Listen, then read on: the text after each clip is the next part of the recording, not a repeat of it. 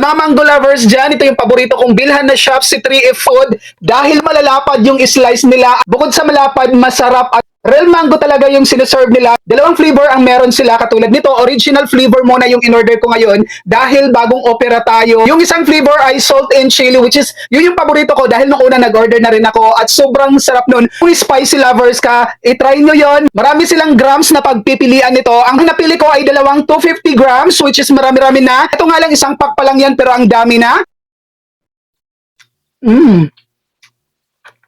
Ben. Sarap. Totoong mangga.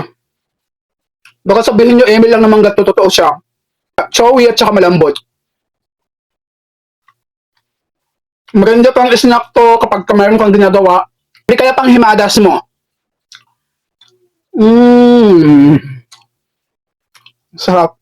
Para sa mga mahilig sa dried mango, ilalagay ko yung link nito dito sa Yellow Basket. Mag-check out na kayo nito para meron kayong pang snack at libangan kapag gabi or anumang oras na trip nyo kumain nito.